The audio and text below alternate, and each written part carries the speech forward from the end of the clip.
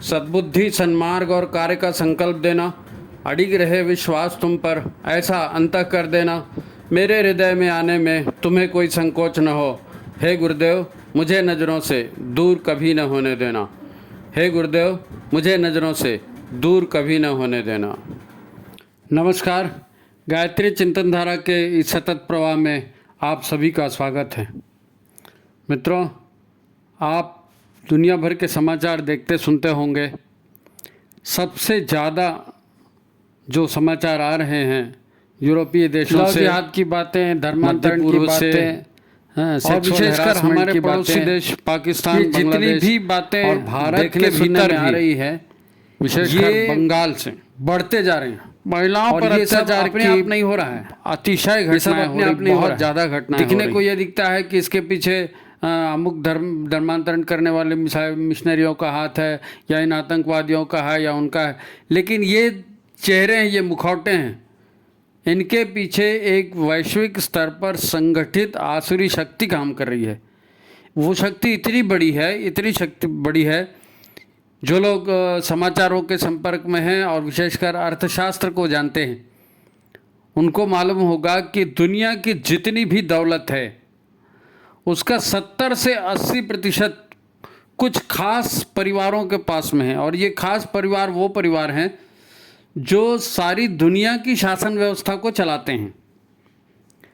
दिखने को ऐसा दिखता है कि यूरोपीय देश हैं, फ्रांस है, जर्मनी है, या ये भारत है, या ये अमेरिका है। अमेरिका तक में इनका शासन अलग से चलता है। दिखने को प्रेसिडेंट अलग होता है, दिखने को प्रधानमंत्री अलग होता है, लेकिन वो सारे काम जो होते हैं, चाहे वो लड़ाइयों के हों, संघर्ष के हों, हथियारों के हों, ड्रग्स के हों, महिलाओं पर यौन शोषण के हों, या फिर विज्ञापन, प्रचार, समाचार, मीडिया के जितने भी बातें होती, जितने भी बड़े बड़े कंपनी के होल्डर हैं हर क्षेत्र में, दवा के, खाद्य के, फूड प्रोसेसिंग वगैरह, जितने, वो सब का मालिक इन्हीं के पास में है, मालिकियत। ये बहुत बड़ी शक्तियां हैं और ये योजनाबद्ध ढंग से परिवारों को तोड़ना चाहती हैं, लोगों के संगठन को तोड़ना चाहती हैं, लोगों के चरित्र और अनुशासन को तोड़ना चाहती है, ताकि एक एक व्यक्ति अलग अलग हो जाए। कहते हैं ना, कलयुग में संगठन में शक्ति है, लेकिन वो संगठन नाम की चीज को बचने ही नहीं देना चाहते। पारिवारिक संगठन भी उनको नहीं चाहिए। हर चीज के लिए वो चाहते हैं कि इंसान गुलाम हो जाए, इंसान मशीन हो जाए, और हम सामान बेचें और इंसान उसको खरीदे और उसको खाए और उसको पहने। हर तरफ से वो इंसान को मजबूर बना देना चाहते हैं। परिवार जो है वो एक संगठित इकाई होती है। 4-5 लोग मिलकर के 4-5 लोगों का सुख दुख देखते हैं और एक दूसरे के सुख दुख में साथ देते हैं। घर में खाना बनाते हैं, एक दूसरी छोटी छोटी ज़रूरतों को आपस में श्रमदान से पूरा करते हैं। लेकिन उनको वो सब नहीं चाहिए। वो चाहते हैं कि हर काम के लिए उनको पैसा मिले। सारी दुनिया जो है या तो मर जाए या तो उनकी गुलाम हो जाए, उनके लिए कमाई करें और जितना पैसा हम दें उसमें वो हमारा धंधा चलाएं। केवल और केवल पैसा ही उनका कमाना उद्देश्य है। उसके लिए दुनिया भर में लड़ाइयाँ हो रही हैं, विश्व युद्ध हो रहे हैं, जितने भी कांड हो रहे हैं वो सारे, वो डिटेल में हम नहीं जाना चाहते। हमारा विषय आज परिवार है। नारी परिवार की विश्व व्यवस्था की धुरी है, केंद्र है उसका। और उसको लेकर के जिस प्रकार से समाज को, परिवार को, देश को तोड़ करके गुलामी की जंजीरों में, आर्थिक गुलामी की जंजीरों में, बौद्धिक गुलामी की जंजीरों में जकड़ने का प्रयास हो रहा है। और हमारे सामने में टुकड़े फेंके जाते हैं, मनोरंजन के टुकड़े। आप ये मनोरंजन करिए, आप ये व्हाट्सएप देखिए, आप ये गूगल देखिए, आप ये यूट्यूब देखिए, आप बस बिजी रहिए, टीवी देखते रहिए, बिजी रहिए, हमारे तरफ ध्यान मत दीजिए। सारे अखबार, सारे मीडिया सब उन्होंने खरीद के रखे हैं और वही समाचार लोगों के पास पहुंचाए जाते हैं जो उनके अनुकूल होते हैं। गुरुदेव ने विचार क्रांति की बात करी ना, सत्य को जानने की बात करी। शोध करिए, सत्य को जानिए और अपने मन से निर्णय लेके सन्मार्ग पर चलिए। लेकिन यहाँ उल्टा है। यहाँ ये कहते हैं कि आप सच को मत जानिए, आप वही जानिए जो आपको बताया जा रहा है। आपको क्या खाना है, आपको क्या पहनना है, आपको क्या भाषण बोलना है, आपको स्त्री पुरुष का संबंध कैसा होगा, पर्यावरण कैसा होगा, कौन से वाहन आपको खरीदने हैं, कौन सी दवाइयाँ आपको खरीदने हैं, ये सारी चीज़ें वो तय करते हैं। वो कुछ परिवार जिनके पास विश्व की 70-80% धन है, दौलत है। आज अगर देवासुर संग्राम हो रहा है तो मनुष्य को असुर बनाने वाली, मनुष्य में पशुत्व लाने वाली जो शक्तियां हैं वो यही शक्तियां हैं। अभी तक इनका आइडेंटिफिकेशन नहीं हुआ था, अब इनका आइडेंटिफिकेशन हो गया क्योंकि सोशल मीडिया आ गया है। तो सोशल मीडिया में लोग कहीं ना कहीं से कुछ समाचार ढूंढ करके डालते हैं और धीरे धीरे सबकी पोल खुल रही है। आप खुद महसूस करते होंगे सबकी पोल खुल रही है। लेकिन बहुत सारे लोग अभी भी हैं जो ईट ड्रिंक एंड बी मेरी वाली बात करते हैं कि भैया खाओ पियो ऐश करो यार, दुनिया में कहाँ लगा है ये सब देख के, किस किस की देखिए, किस किस की रोइए और नींद बड़ी चीज़ है, मुँह ढाँक के सोइए। तो उस टाइप के चलने वाले लोग। लेकिन जब नारी मरती है, जब नारी पिसती है तो समाज शांत नहीं रह सकता। और आज वो दिख रहा है, आज वो दिख रहा है। आज हम इसी विषय पर बात करने वाले हैं। घूंघट के पट खोल, सब देखें और सब उस तंद्रा से जागें, उस बेहोशी से जागें जिस बेहोशी में वो जी रहे हैं। हमको किसी से क्या लेना देना, ये जो मानसिकता है, अरे हम सब बंधे हुए हैं, एक दूसरे से बंधे हुए हैं। सारा माहौल, सारे परिवार, सारे देश, आज बोलते हैं ना कि विश्व में देश जो है गांव के जैसे हो गया है, सबके संबंध जुड़ गए हैं। तो अब वास्तव में सबके संबंध जुड़ गए हैं, तो हम सब इससे बड़ी बुरी तरह प्रभावित हो रहे हैं। और याद आ रहा है वो कबीरदास जी का दुआ, जिसमें कबीरदास जी ने कहा था कि घूंघट के पट खोल रे तो है पिया मिलेंगे। संत कबीर का एक बहुत प्यारा सा भजन है, पुराने ज़माने में हम लोग रेडियो में सवेरे सवेरे सुना करते थे कि घूंघट के पट खोल रे तो है पिया मिलेंगे। हैं? कबीर सत्य के साक्षात्कार की बातें करते हैं कि सत्य को देखो तो सही, पहचान तो सही, वही ईश्वर है, उसी में ताकत है। तुलसीदास भी हुए, तुलसीदास जी ने भी मर्यादा की बात की, ईश्वर निष्ठा की बात की, परिवार को कैसे चलाना है उसकी बात की।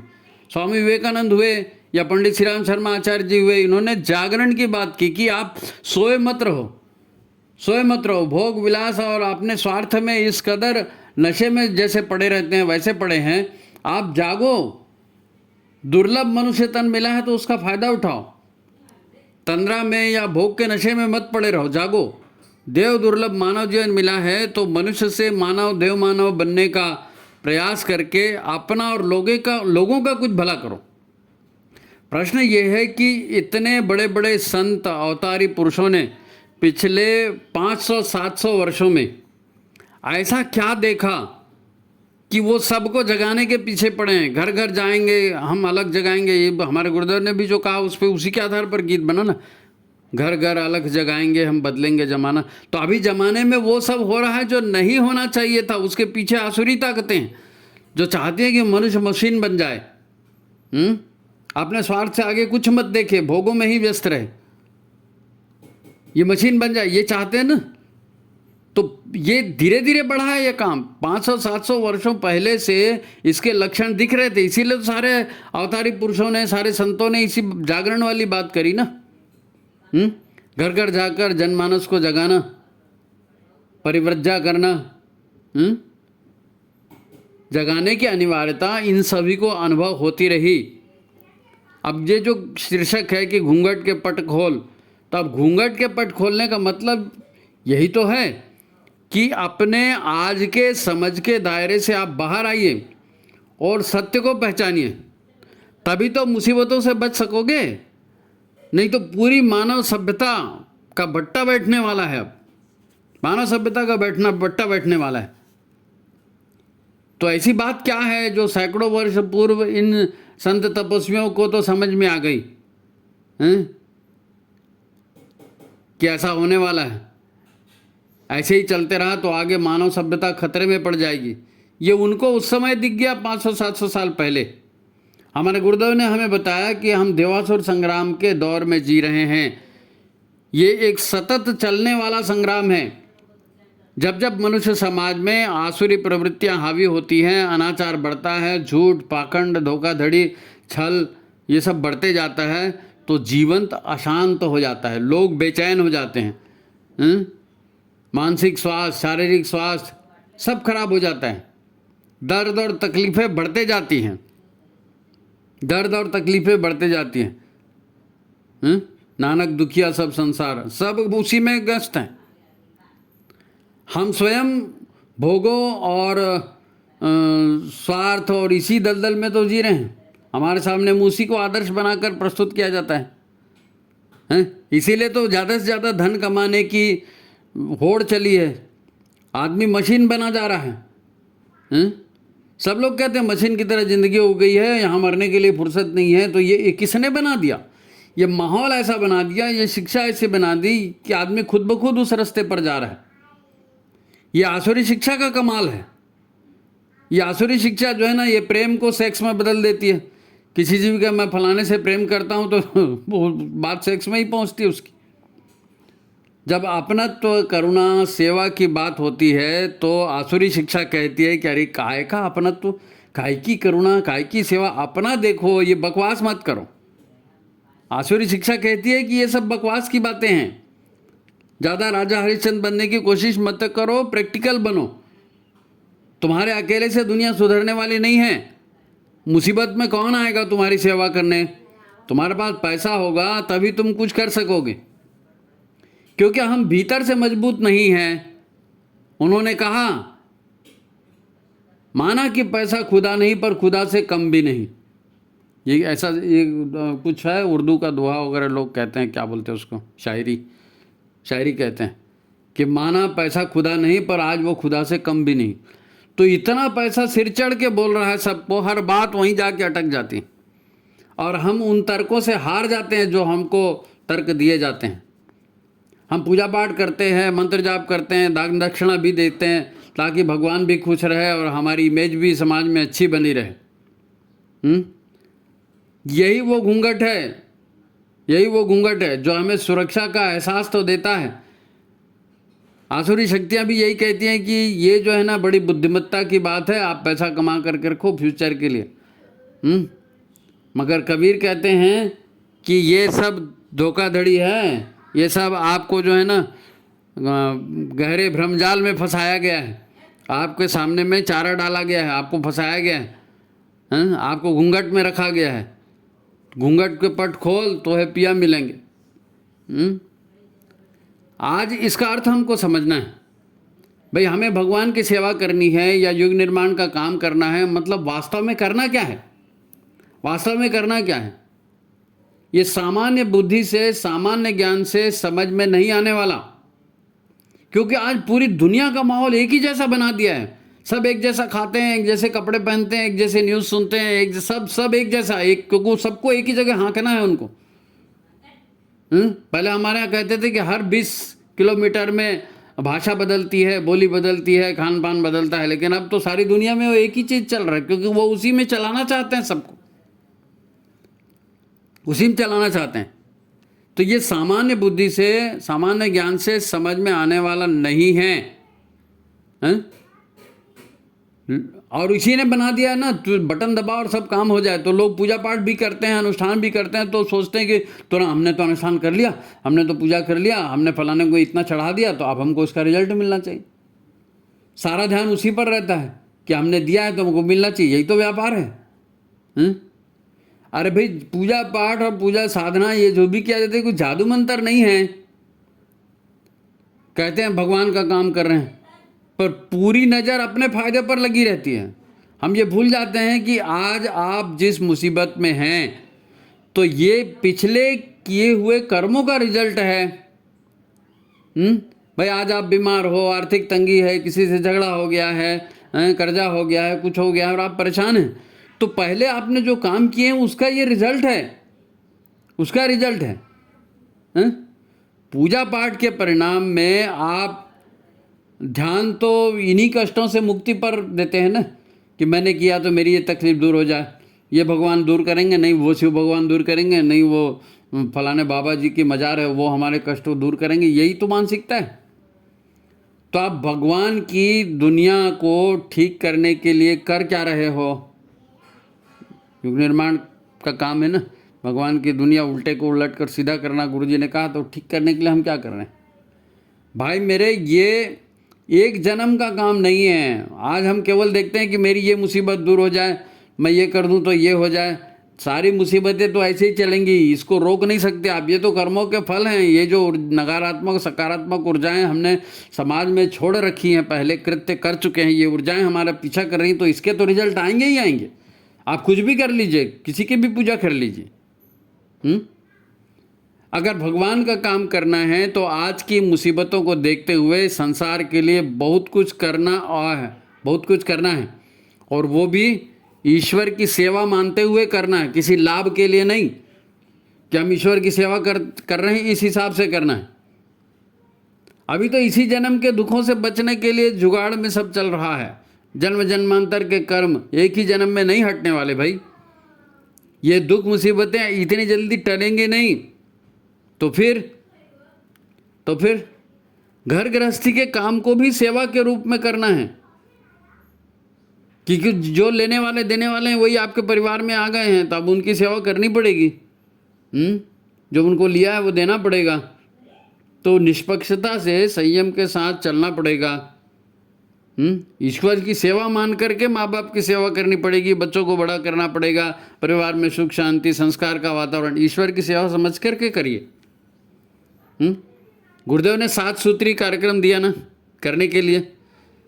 ये 7 सूत्र में क्या है? शिक्षा, स्वास्थ्य, व्यसन उन्मूलन, कुरीति उन्मूलन, पर्यावरण संरक्षण, नारी जागरण, परिवार निर्माण, यही तो है ना। ये सारे जो काम हैं, ये स्थितियां खराब हो गई ना, इसी को सुधारने के लिए तो ये काम दिए गुरुदेव ने।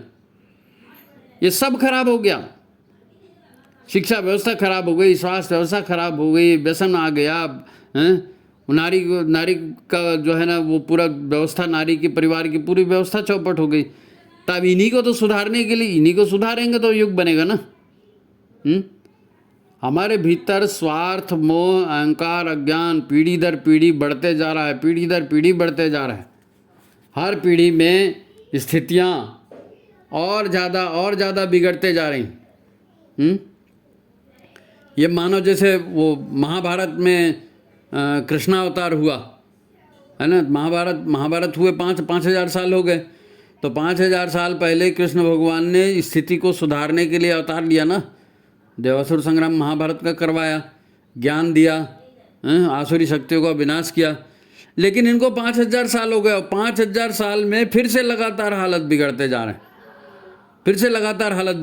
हैं, और अब ये इतना बड़ा परिवर्तन महाकाल को लाना है कि सारी व्यवस्था जब बिगड़ चुकी है, इतना बड़ा परिवर्तन महाकाल को लाना है, तो ये लंबे समय का काम है। ये इतने आसान और चुटकियां बजाते हुए होने वाले काम नहीं है। युग परिवर्तन का पीढ़ियों चलने वाला काम है।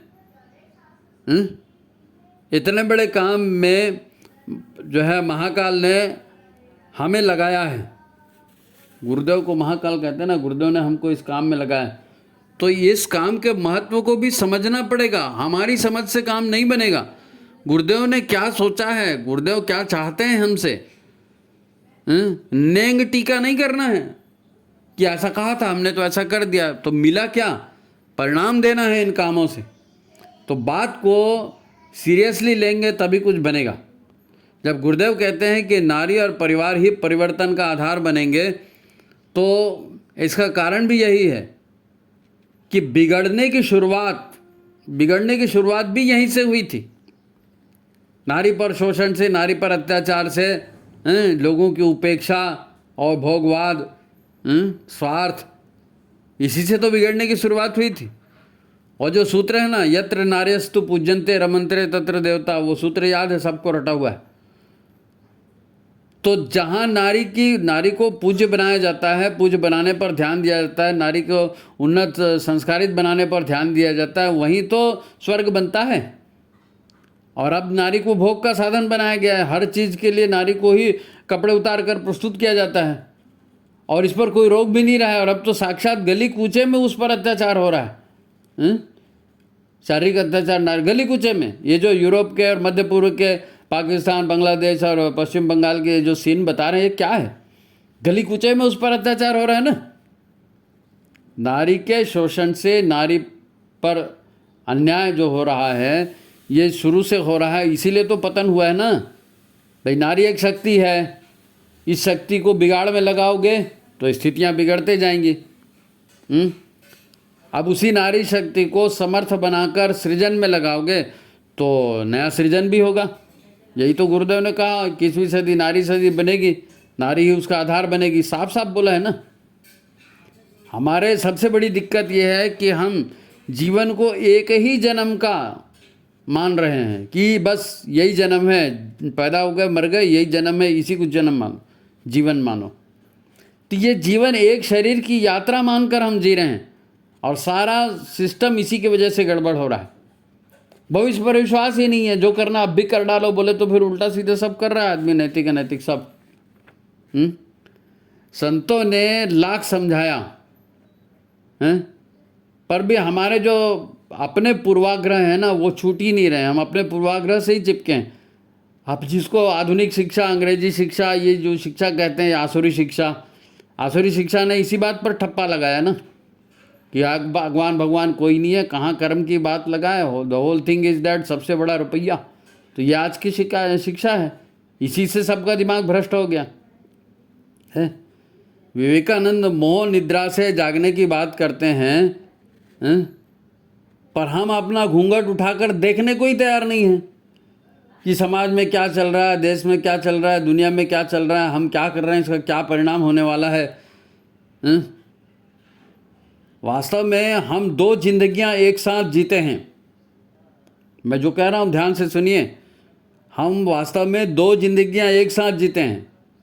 एक तो निजी या पारिवारिक जिंदगी है, हम पैदा हुए तो पैदा होते ही कई रिश्ते बन गए, फिर उसे कर्तव्य से और भावनाओं से हम जुड़े और ये ज़िंदगी जी रही है, एक ये ज़िंदगी है। लेकिन ये ज़िंदगी मौत के साथ ख़त्म हो जाती है, मगर वो ज़िंदगी चालू है हमारी, जिसमें आत्मा पुनर्जन्म लेती है और फिर आज के कर्मों के परिणाम फिर भुगत रहे हैं, पिछले जन्मों के भुगत रहे हैं ना अभी। तो वो एक बड़ी ज़िंदगी है, ये छोटी ज़िंदगी है। उस बड़ी ज़िंदगी को हम भूल गए, उस बड़ी ज़िंदगी को भूल गए। आत्मा की अनंत यात्रा वाली परमात्मा से जुड़कर उसकी सेवा का अवसर पाना, ये तो संतों ने यही तो कहा है ना, परमात्मा की सेवा का अवसर। तो समाज की सेवा, नर सेवा ही नारायण सेवा, ये सब, इसको यज्ञ भाव बोलो, सेवा बोलो, कुछ भी बोलो, ये शिक्षा और संस्कार की बात है। आदमी ऐसा क्यों करेगा? जब तक शिक्षा संस्कार नहीं रहेंगे, परिवार में ऐसा माहौल नहीं रहेगा, नहीं करेगा। सामान्य आदमी को पता ही नहीं चलता जी, सामान्य आदमी को पता ही नहीं चलता, वो सोचता है सब ठीक चल रहा है। पर जब गुरु की दीक्षा ले ली है, गुरु से दीक्षा ले ली है, द्विज बन गए हैं, यज्ञोपवीत धारण कर लिया है, तो इसको क्या कहते हैं? द्विज हो जाना माने दूसरा जन्म मिल जाना। तो आप उस घरेलू जिंदगी से हट करके आप वो जन्म जन्मांतर वाली जिंदगी में प्रवेश कर चुके हो, आध्यात्मिक जिंदगी में प्रवेश कर चुके हो, उसी को तो आध्यात्मिक जिंदगी कहते हैं। तो फिर इस जिंदगी में घूंघट उठा के देखना बहुत जरूरी बात है, हर बात को समझना बहुत जरूरी बात है। अब जन्म जन्मांतर कर्मफल और ईश्वर की व्यवस्था और उसी पर यदि हमारा विश्वास नहीं जमेगा तो हम अच्छे काम कहाँ से करेंगे? अब गुरुदेव ने साफ साफ कहा है कि युग निर्माण कैसे होगा? व्यक्ति के निर्माण से। मतलब क्या? व्यक्ति के भीतर गायत्री और यज्ञ के संस्कारों को स्थापित करने की बात है ये, और लोगों के बजाय पहले खुद के भीतर गायत्री और यज्ञ के संस्कार स्थापित करने पड़ेंगे हैं? और ऐसे संस्कार भाषणबाजी से नहीं आते। वो स्वयं कहते हैं कि माँ का मस्तक ऊंचा होगा त्याग और बलिदान से। गुरुदेव कहते हैं ना, माँ का मस्तक ऊंचा होगा त्याग और बलिदान से। मतलब ये कि हर घर में माता पिता जो हैं वो स्वयं बेहतर संस्कारी वातावरण बनाकर स्वयं को रोल मॉडल बनाएंगे, तब तो बच्चों में वो संस्कार आएंगे। तो हम कैसे जी रहे हैं? हमारी गृहस्थी को हम तपोवन कह सकते हैं क्या? गुरुदेव ने कहा ना, गृहस्थ एक तपोवन है, हम अपनी गृहस्थी को तपोवन कह सकते हैं क्या? अरे गुरु का काम, गुरु की सेवा, गुरु दक्षिणा, यही तो है। गुरु बनाया है और गुरु से आशीर्वाद चाहते हैं, तो कम से कम अपने परिवार में केवल स्वयं को ही एक उदाहरण बनाकर दिखाओ ना। अपने परिवार में स्वयं को ही एक उदाहरण बनाकर दिखाओ। हमारे तो परिवार का आधार ही गलत है। परिवार का आधार मतलब परिवार की शुरुआत ही हमारी, ये जो आसुरी शिक्षा है ना, इस आसुरी शिक्षा ने हमको भीतर से राक्षस बना दिया है जी, भीतर से राक्षस बना दिया है। अब हमारे परिवार की शुरुआत कैसे होती है, उसका आधार गलत है। मैं क्यों कह रहा हूँ, देखो शादी के लिए लड़की कैसे छांटी जाती है, शादी के लिए लड़की कैसे छांटी जाती है। पहली बात तो दिखने में सुंदर होनी चाहिए हैं? दूसरा उसका शरीर आकर्षक होनी चाहिए हैं? और तीसरी बात पढ़ी लिखी होनी चाहिए, कमाने लायक हैं? शादी के बाद जॉब कर सके। यही 3 चीज़ें देखी जाती हैं, यही 3 चीज़ें देखी जाती हैं। तो चरित्र और संस्कार कहाँ गए फिर, कहाँ गए चरित्र और संस्कार? जिसके आधार पर व्यक्ति काम करता है वो तो चरित्र और संस्कार है ना। ये तो कोई देख ही नहीं रहा। रूप देख रहे हो, बॉडी देख रहे हो, और कमा सकती है कि नहीं यही तो देख रहे हो ना। और क्या है, लड़का कैसा चाहिए, लड़का कैसा चाहिए, उसके लिए तो इतनी भी बंदिश नहीं है। बस लड़के की कमाई अच्छी होनी चाहिए, पैसे वाला घर होना चाहिए, और परिवार ज़्यादा जिम्मेदारी वाला परिवार नहीं होना चाहिए, तो हमारी लड़की सुखी रहेगी। बस बात ख़त्म। नहीं साहब, हम तो चाहते हैं कि बच्चे शादी के बाद सुखी रहें। तो शरीर को सुंदर बना करके लड़का पैसा कमाने की मशीन बन जाए तो बढ़िया गृहस्थी चलेगी। लड़की का चेहरा मोहरा अच्छा हो जाए और सुंदर दिखने लगे, और लड़का पैसा कमाने वाला हो जाए, और उससे परिवार ठीक हो जाएगा। इसका जवाब आप खुद देखिए, हमारे अपने आसपास, अपने परिवार में, अपने समाज में खुद लोगों के उदाहरण देखिए, ढूंढो तो सही क्या हो रहा है? क्या परिवार स्वस्थ हैं, सुखी हैं, संतुष्ट हैं? ऐसे सारे परिवार मिल जाएं तो धरती स्वर्ग बन जाएगी क्या? ऐसे ही सारे परिवार बन जाए धरती स्वर्ग बन जाएगी? नहीं नहीं नहीं, ये नहीं चलेगा भाई, ये नहीं चलेगा। हैं? हमने सामान्य समय में जन्म नहीं लिया है, ये सामान्य समय नहीं है जिसमें हमने जन्म लिया है। हैं? ऐसे जो है ना दिनों में हम अपना घूंघट निकाल कर नहीं जी सकते। हमको दिमाग खोल करके ज़माने में क्या चल रहा है ज़रा उसको देखना पड़ेगा, बात को समझना पड़ेगा, इतिहास भूगोल सब चीज़ देखनी पड़ेगी। देखो आज भी दुनिया में भारतीय लोग जितने भी बाहर जाते हैं ना, विदेश में नौकरी करने और कमाने और जो भी बोलो आप, हैं? भारतीय लोग जितने भी बाहर जाते हैं तो वो लूटपाट नहीं करते, लड़कियों से छेड़छाड़ नहीं करते, अपने काम से काम रखते हैं, और जिस देश में जाते हैं उस देश के विकास के लिए काम करते हैं। दुनिया भर में भारतीय लोगों को सज्जन माना जाता है, समझदार, संस्कारी और मेहनती माना जाता है, ऐसा मानते हैं। इसीलिए भारतीय लोगों की दुनिया में कदर है। आप देखो ना, विश्व की बड़ी बड़ी जो संस्थाएं हैं, उसके सभी अच्छे अच्छे पदों पर भारतीय लोग बैठे हैं। क्यों बैठे हैं? क्योंकि दुनिया भर के जो लोग हैं उनसे अच्छा ज्ञान, अच्छा चरित्र, अच्छी सोच हम भारतीयों की आज भी है। वो नहीं मामा में काना मामा बोलते हैं ना, तो सारी व्यवस्था खराब हो गई। उस खराब व्यवस्था में भी आज भारत उस दीन अवस्था में होते हुए भी सबसे अच्छा है, हैं? भारतीय आज भी अच्छे पदों पर है, तो ये हमारे परिवारों के अपेक्षाकृत अच्छे संस्कारों के परिणाम हैं। हमारे आदमी अच्छे हैं, भारत के लोग अच्छे हैं, तो लोग अच्छे मतलब उनके विचार, उनके कर्म अच्छे हैं बाकी लोगों से। आज जब से भारत में नई आध्यात्मिक क्रांति आई है, आयुर्वेदिक क्रांति आई है, यौगिक क्रांति आई है, भारत में लोगों का स्वाभिमान जाग रहा है, लोग हिंदू होने पर गर्व कर रहे हैं, अपने समाज की रक्षा के लिए जागरूक हो रहे हैं। विश्व के लोग भी भारत के लोगों को आशा भरी नज़रों से देख रहे हैं कि भाई भारत मदद करेगा, भारत लूट खसोट नहीं करता, भारत के लोग अच्छे होते हैं, विश्व बड़ी आशा से उम्मीद से देख रहा है। ज़रूरत इस बात की है कि हम जिस सामाजिक, राजनीतिक, आर्थिक, व्यापारिक है ना गुलामी के चक्रव्यूह में फंसे हैं, हमको ये बात बिल्कुल समझ जानी चाहिए। सामाजिक, राजनीतिक, आर्थिक, व्यापारिक चक्रव्यूह में हम फंसे हैं। हमारी पूरी ज़िंदगी उसी में फंसी है। उसको हम समझें, उसको परखें, ये ज़रूरी हो गया है। अरे अपनी भ्रांत धारणाओं का घूंघट उठाकर समझने की कोशिश तो करो। अपने को हीन भावनाओं से ऊपर उठा करके समझने की कोशिश तो करो। आखिर व्यक्ति निर्माण होता क्या है? गुरुदेव ने कहा ना व्यक्ति निर्माण, तो व्यक्ति निर्माण होता क्या है भाई? युग निर्माण की पहली सीढ़ी व्यक्ति निर्माण। तो व्यक्ति निर्माण माने क्या?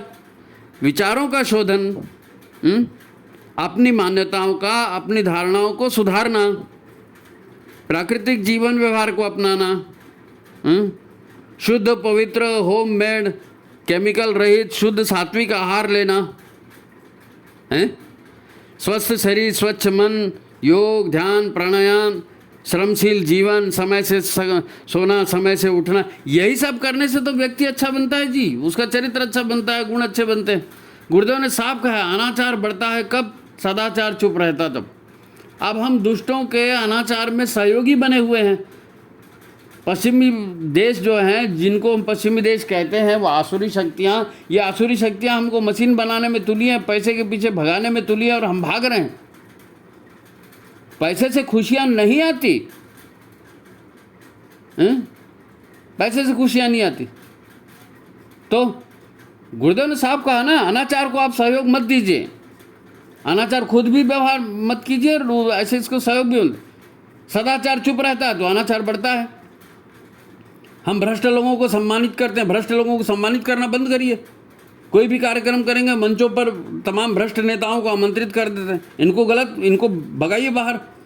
जो वास्तव में मेहनत कर रहा है, जो एक आदर्श जीवन जी रहा है, उसको सम्मानित करो ना।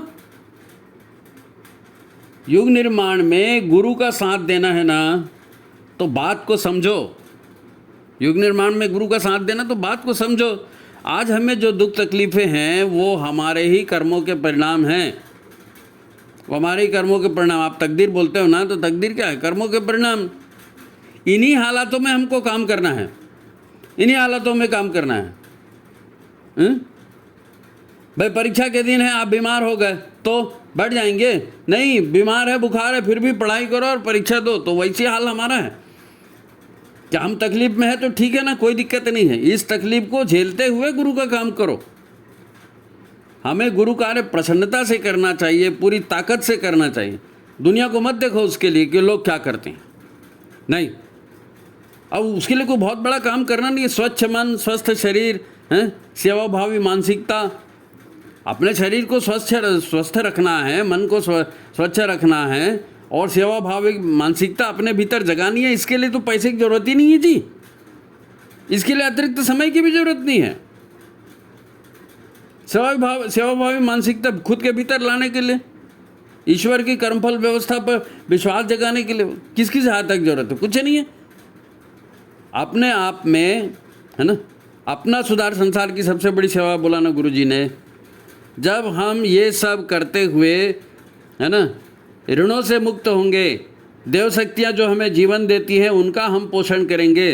देव ऋण, ऋषि ऋण, गुरु ऋण, माता पिता के ऋण, देश के धरती के ऋण, इन ऋणों को चुकाने की शुरुआत करेंगे। कर्जा चुक जाएगा तो सुखी हो जाएंगे ना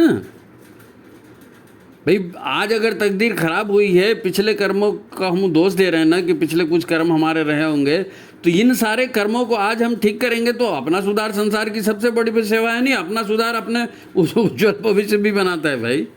अपना सुधार अपना भविष्य भी उज्जवल बनाता है। इसके भी अच्छे परिणाम निकलेंगे, अच्छे परिणाम निकलेंगे, इसके विश्वास तो रखो।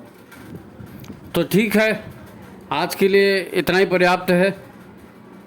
आपको उम्मीद करते हैं कि अच्छा लगा होगा आज का कार्यक्रम, और आपको अच्छा लगा है तो लाइक कीजिए, शेयर कीजिए, ज़्यादा से ज़्यादा लोगों तक इसको पहुंचाइए। जन जागरण में वंदनीय माता जी की जन्म शताब्दी के उपलक्ष्य में आप इसका सहयोग कीजिए। ठीक है, तो यही प्रार्थना है। बाकी सभी को प्रणाम, नमस्कार।